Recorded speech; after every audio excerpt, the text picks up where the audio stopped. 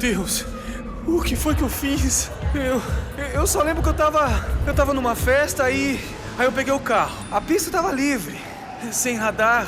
Resolvi ver se alguém tinha curtido a minha foto. Eles vão ficar bem, né? Quem é que tava na moto? Por favor! Alguém pode falar comigo?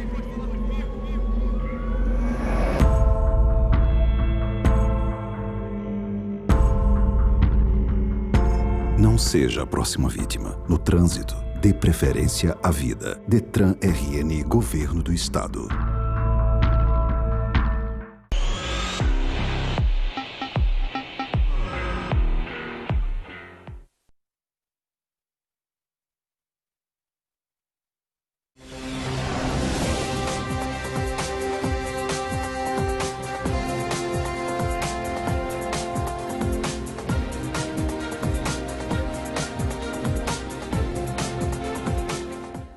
Sejam todos muito bem-vindos mais uma vez ao programa Ponto de Equilíbrio, Histórias do Mundo Real. No programa de hoje a gente traz um tema de extrema relevância para a sociedade, que é o marco do saneamento básico. E para falar sobre o assunto, a gente convidou a economista e especialista no setor, Karina Alencar, e também o Dr. Rafael Cocielo.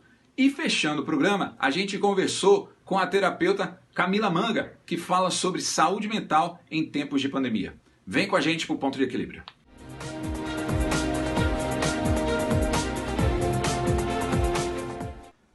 A gente começa agora com a Karina Alencar. Ela é economista e especialista em saneamento. Karina, muito obrigado por participar comigo aqui no programa Ponto de Equilíbrio. Para a gente é uma alegria muito grande poder contar com a sua presença.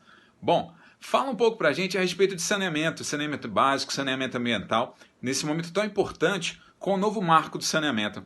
Um setor no Brasil que ele é tão carente de investimentos e com tanta coisa para fazer. Compartilha com a gente aqui no programa Ponto de Equilíbrio um pouco desse momento, quais são as suas expectativas, o que você está vendo, como é que a gente pode entrar em 2021 no quesito saneamento básico. Olá, primeiramente eu agradeço a honra pelo convite em participar do programa Ponto de Equilíbrio, ao Márcio Marques e aos senhores e senhoras que se interessam pelo saneamento no Brasil. O ano de 2020, ele foi um ano ímpar e teve como destaque o início de uma pandemia mundial que catalisou os problemas existentes no nosso país, né? Dentre os quais a urgente necessidade do aumento do investimento em saneamento. E nós percebemos também em 2020 que a nomenclatura saneamento básico passou a não ser condizente com o impacto e importância que o saneamento possui na economia, na sociedade e na vida das pessoas. Por isso, nós começamos a ouvir o termo saneamento ambiental, que é um sistema mais eficiente, amplo, que se preocupa em planejar o saneamento de forma dinâmica, englobando o meio ambiente, a saúde pública, o saneamento em si e a economia circular. Um exemplo disso são os boletins de monitoramento do Covid divulgado em Minas, que é um trabalho bastante interessante, realizado por diversas entidades, dentre elas a Companhia de Saneamento de Minas, a Agência Nacional de Águas, em prol do desenvolvimento de uma política de saúde eficiente para a contenção da Covid, utilizando análises de esgotamento sanitário doméstico. Por isso, essa amplitude do saneamento não ser básico, ser maior, ser um saneamento ambiental. Além de termos observado essa nova conscientização do impacto do saneamento na economia e na vida das pessoas, percebeu-se o início de uma quebra de paradigma nos antigos modelos de concessão e fornecimento de água e coleta e tratamento de esgoto doméstico com a aprovação do novo marco legal, que foi com a Lei 14.026 de 2020 mesmo. E com o novo marco, nós vimos destaque para novos players, que são a Agência Nacional de Águas, as companhias de saneamento públicas modernas, que a gente vai falar, a ascensão das empresas privadas e em destaque os leilões que ocorreram em 2020. A Agência Nacional de Águas, ela passou a ser uma entidade formadora de diretrizes visando a segurança para a universalização e os investimentos. As companhias públicas de saneamento passaram a ter novos modelos de negócios e gestão, atuando no tratamento até de resíduos, que antes elas não atuavam, elas ficavam só na parte de água e esgoto. Elas estão atuando também na economia circular em algumas linhas de operação, estão também participando de licitações em outras companhias públicas de saneamento, estão fazendo novos modelos de estação de tratamento de esgoto sustentáveis, olhando essas estações como novas indústrias voltadas para o segmento da economia circular, como usinas solares, aproveitamento do biogás, tratamento do lodo para uso de fertilizantes. Também vemos a ascensão de estações de tratamento de água de reuso, tendo como modelo as já utilizadas no ABC Paulista para fornecimento de água para as indústrias, em Campinas também. Nós temos o projeto da Embasa em Minas Gerais, nesse segmento, e no Rio de Janeiro, o convênio com a UERJ para estudo de viabilidade técnico-econômica para a implantação de ETAR aqui, no Rio também. Vemos a ascensão das empresas privadas como concessionárias de saneamento em diversos municípios do Brasil, em destaque para os leilões que ocorreram após o marco legal, que começou em Maceió com a Casal, em setembro, em seguida com a Cesan, no Espírito Santo, e em seguida também em outubro, a primeira da Casal foi em setembro, com a BRK Ambiental sendo vencedora, a segunda, a Cesan, em outubro, com a EGE, e também em outubro, umas 2 semanas mais ou menos depois, no Mato Grosso do Sul, na Sanesul. Então nós vemos que essas companhias estão passando por um desafio, né, que é seguir o novo marco com um novo modelo de gestão voltado para indicadores, resultados, cumprimento de metas, cronogramas e a manutenção disso via receita tarifária. Contudo, a cereja do bolo está no Rio de Janeiro, é a grande expectativa do mercado de leilão. Com 47 municípios, o projeto conta com investimentos diretos de mais de 31 bilhões em água e esgotamento sanitário, com uma outorga mínima indicada pelo BNDES de 10,6 bilhões.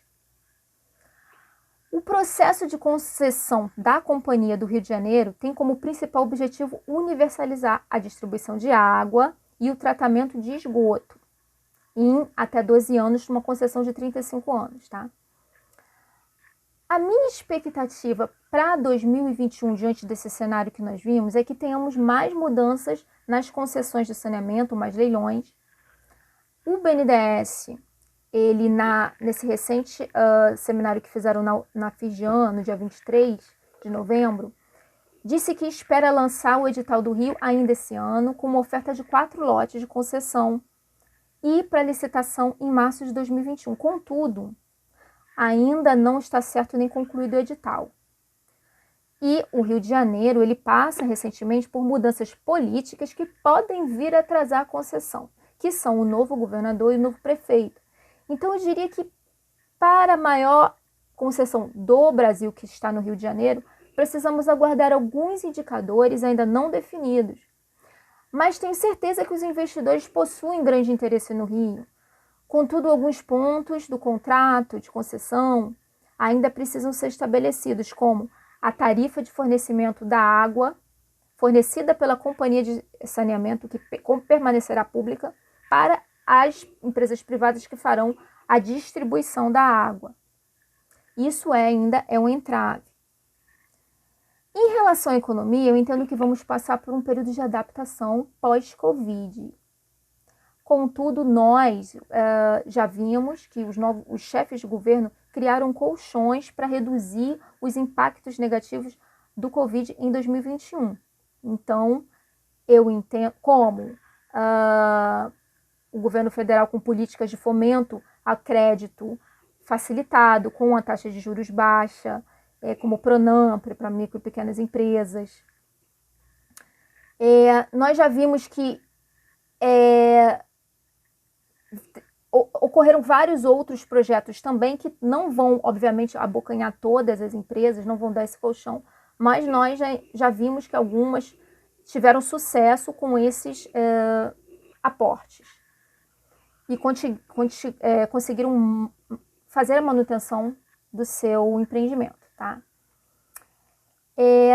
Nós vimos também, eu vejo que para o ano que vem, aqui no Rio de Janeiro, nós temos o CELCA, a vigência do licenciamento ambiental mais facilitado e célere. E isso é positivo do ponto de vista de derrubada de barreiras para o investimento. Além disso, ele ainda traz ele potencializa os profissionais de engenharia ambiental, porque ele dá mais responsabilidade. Para aumentar a celeridade, ele bota mais responsabilidade nos técnicos e nos fornecedores. E isso é interessante para esses profissionais, né? Então, por isso, eu entendo que 2021 será um ano melhor, pois nós estamos trabalhando agora em 2020 arduamente para colhermos os resultados positivos, mais positivos e com mais segurança em 2021. É isso que eu espero. Obrigada e até a próxima.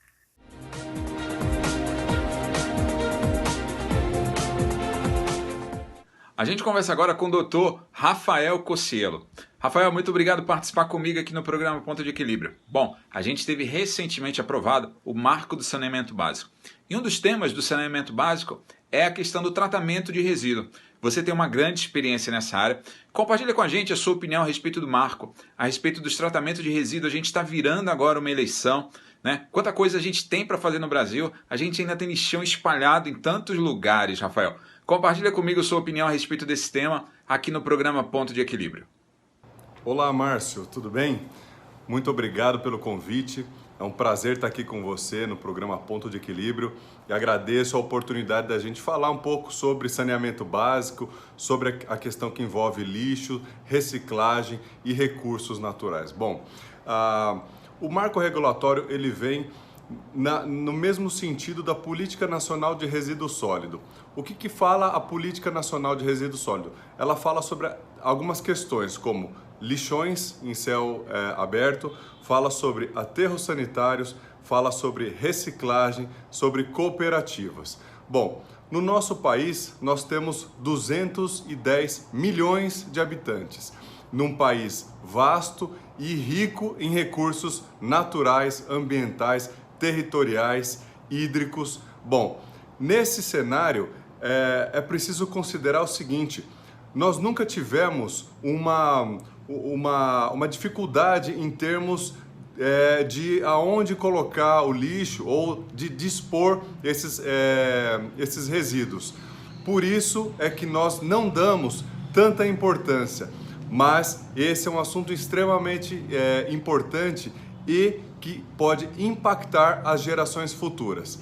O marco regulatório, né, ou a Política Nacional de Resíduo Sólido, para a gente ser mais abrangente, fala sobre a diminuição do uso dos lixões ao longo do tempo. Aquilo que a gente vê muitas vezes na mídia, né, uma D6 ou uma D8 esparramando lixo para poder virar e decompor, isso é um ambiente extremamente contaminante, tanto para eventualmente as pessoas que buscam eventualmente viver de uma possível reciclagem, que numa situação dessa absolutamente é extremamente difícil, extremamente não salutar, e nessa condição é que se envolve a política, para que se evite esses lixões a céu aberto e que os aterros sanitários sejam exclusivamente para resíduos em que não haja a reciclagem. Dentro de um sistema de reciclagem é importante considerar o lixo orgânico, tá? O que entende-se como lixo orgânico? Aquilo que é fonte de alimentação ou em que você não consegue, de certa forma, reciclar ou dar uma reutilização.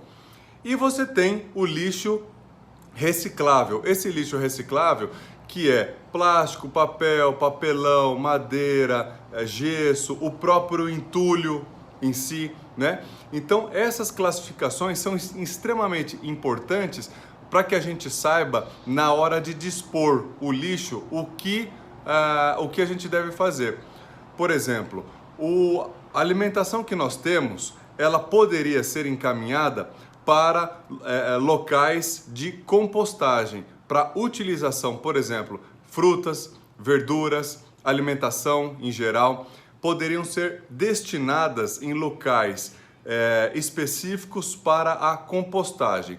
Uma vez feita essa compostagem, ela vai gerar o chorume, que é rico em nutrientes para a adubação, vai gerar também o humus, né, para ser colocado e misturado na terra como adubo para refazer o ciclo do plantio, né?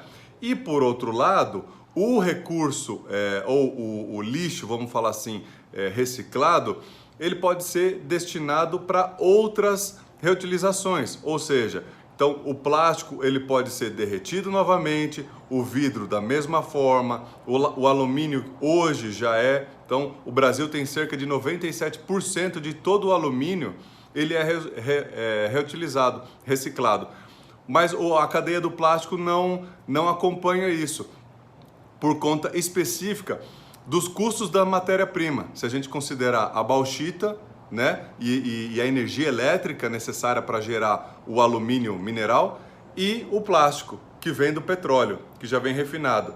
Então, o custo da bauxita para virar alumínio é extremamente caro. Por isso que ele se paga, a cadeia de valor do alumínio reciclado é maior do que do próprio plástico, que não se paga tanto. Acaba sendo muitas vezes mais barato você fazer plástico novo, a partir de plástico novo. Além do mais, a reciclagem do alumínio ele permite infinitas reutilizações, do plástico já não.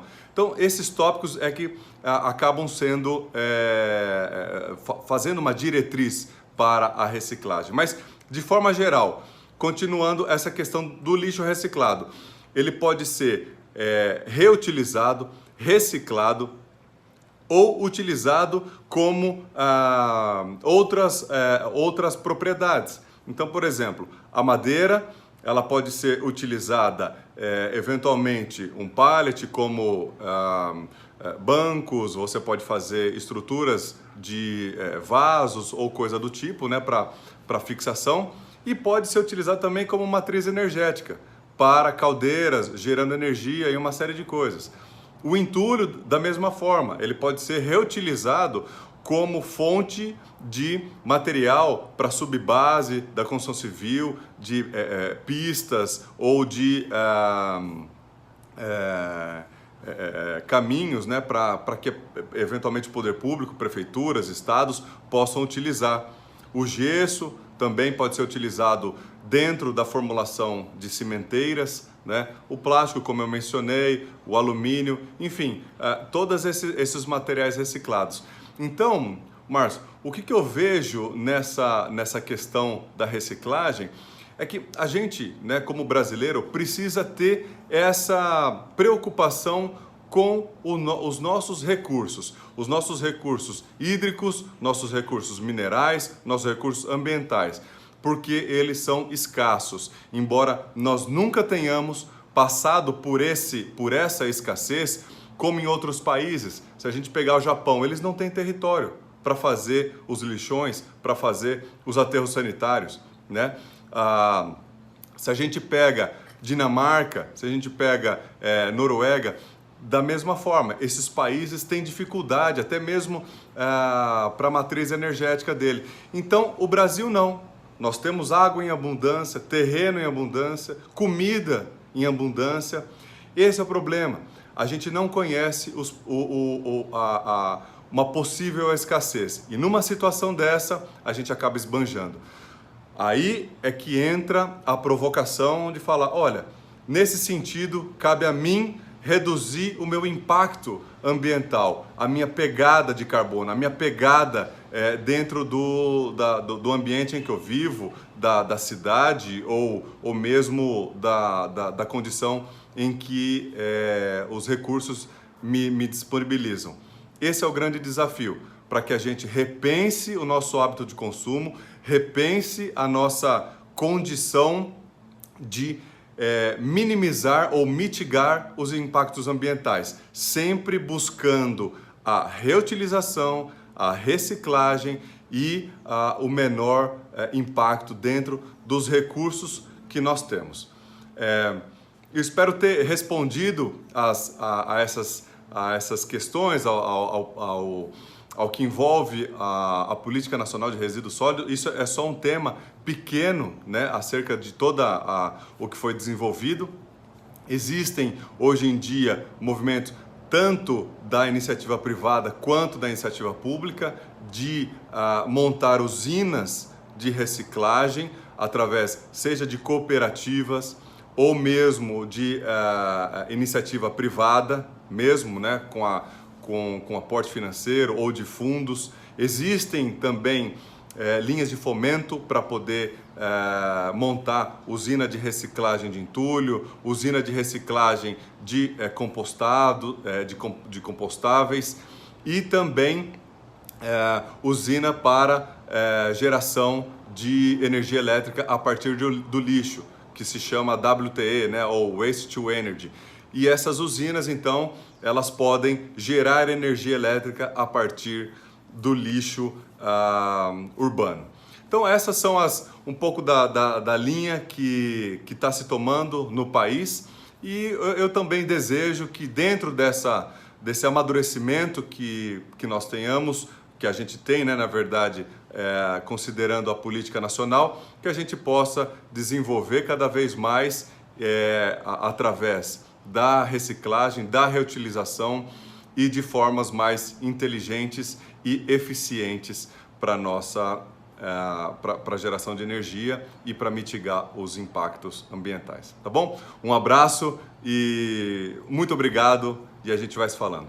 Até mais. Eu sou Rafael Cocielo, trabalhei na Cerelo Ambiental, sou químico, fiz mestrado e doutorado em Físico-Química e atualmente trabalho com administração de bens. Um abraço, até mais.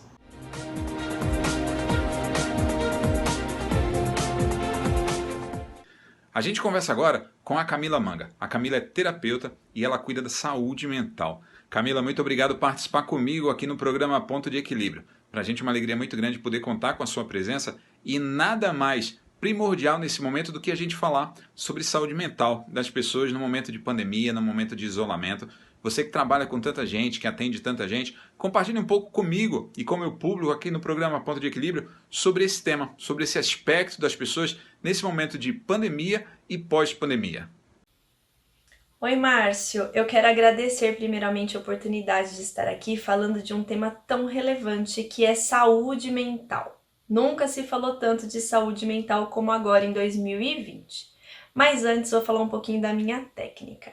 Eu sou terapeuta floral, especialista em florais de Bach e florais de Minas. A técnica é reconhecida pela OMS desde a década de 80 e está presente no SUS desde 2018. Bom, ela conta com recursos naturais, que são extratos líquidos de flores que vão atuar diretamente nos sentimentos e nas emoções. Quando a gente fala de contribuir com isso, nós estamos falando de qualidade de vida e bem-estar. Uma pessoa com sentimentos equilibrados, pensamentos positivos, dificilmente ficará doente, não é mesmo? Bom, na realidade da pandemia, não foi isso que aconteceu lá no começo. Todos ficaram desesperados, cansados, exaustos, não sabendo o que fazer, e a maior queixa que eu tive foi aumento de ansiedade, depressão, problemas e alterações no sono, pesadelos, desânimo, desgaste, falta de energia. Sim, foram muitos sintomas que as pessoas relataram, mas que puderam ser ajudadas com a técnica. Bom, o que proporcionou com toda essa pandemia foi uma grande reflexão sobre prioridades. A maioria precisou rever valores, status, trabalho, e isso foi fundamental para que essas pessoas tivessem uma boa evolução ao longo desse ano. Nós podemos às vezes dizer que nós sobrevivemos e não vivemos esse ano porque foi um ano de adaptação. Aquelas pessoas que usaram isso para melhorar conseguiram aí resultados um pouco mais satisfatórios. Outras pessoas não tiveram tanta oportunidade ou optaram em não se mexer por escolha, claro, e continuaram utilizando aí outros recursos como o uso de medicamentos. O uso de medicamentos ele é importante, mas ele deve ser analisado com cautela. Ele só vai amenizar aí os sintomas físicos e muitas vezes não vão nas causas reais, que muitas vezes são aí os sentimentos e as emoções. O que as pessoas puderam então avaliar era qual o preço da sua dor, qual o valor que você dá para ela. E isso foi extremamente importante e pedagógico do ponto de vista terapêutico. As pessoas então assim conseguiram tirar forças e inclusive visualizar possibilidades daquilo que não era tão visto como antes. Nessa questão, a terapia é muito importante porque ela impulsiona, ela mostra para a pessoa qual a parcela dela de responsabilidade sobre aquela dor. Por mais que a dor seja reflexo do externo, é possível sim fazermos algo para melhorarmos aquilo que nós estamos sentindo. Todas as vezes que a gente finge que não acontece, é como se nós estivéssemos colocando os nossos problemas embaixo do tapete. Uma hora essa sujeira vai começar a subir e esse tapete vai começar a revelar aquilo que mais a gente tem dificuldades. É importante buscar ajuda terapêutica todas as vezes que nós sentirmos que nós não somos capazes de realizar algumas atividades que antes eram corriqueiras, que eram normais. Quando as nossas forças estão indo embora, é um sinal de alerta. Por isso, fiquem atentos àquilo que você sente. Toda a emoção, todo o sentimento esconde uma necessidade e é nela que nós precisamos atuar de maneira direta. Eu sempre dou o exemplo da criança. A criança, quando está com fome ou com sono, geralmente ela grita, ela chora, ela se joga no chão. Os adultos já não fazem mais isso, mas nós conseguimos demonstrar tudo isso de outras formas, como uma irritação, uma insônia, com um mau humor. Às vezes, essa impaciência que você sente é uma necessidade que não está sendo suprida e que precisa de atenção. Nós somos seres humanos, únicos, integrais e precisamos sim analisar os sinais de alertas que todos nós possuímos. A gente tem aquele hábito de desligar quando algo está incomodando, né? Deixa pra lá, depois eu vejo. Mas isso pode custar a saúde física. Ninguém quer parar no hospital à toa. Então cuide disso, cuide do que você sente, cuide da sua saúde física, se exercite, tome conta da sua alimentação, que todo o resto vai fluir de uma maneira melhor. Eu espero assim que vocês fiquem bem e que nós possamos fazer um 2021 muito melhor. Se cuidem! E então, gostou do programa? Não esquece depois de passar lá nas redes sociais da TV União, Instagram, Facebook, Twitter, lá no YouTube, deixa seu like. Quer ouvir sobre algum assunto? Deixa lá registrado que a gente conversa. Quer ouvir alguém? Também deixa lá registrado que a gente vai conversar. Lembrando para você de casa e agradecendo a sua preferência, que o programa Ponto de Equilíbrio tem o patrocínio Oldflix, Reviva Grandes Emoções e apoio MS Ativa Capital e estruturação em operações de crédito.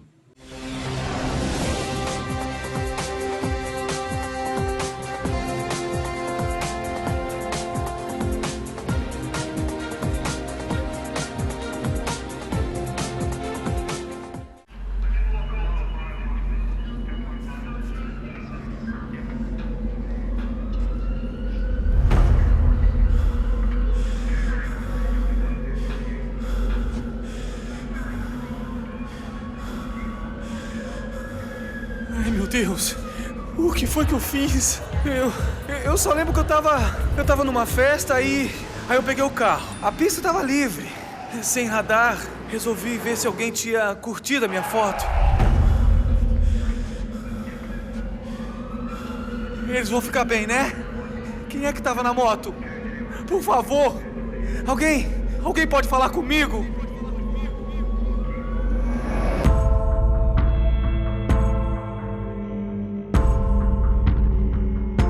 Não seja a próxima vítima. No trânsito, dê preferência à vida. Detran RN, Governo do Estado.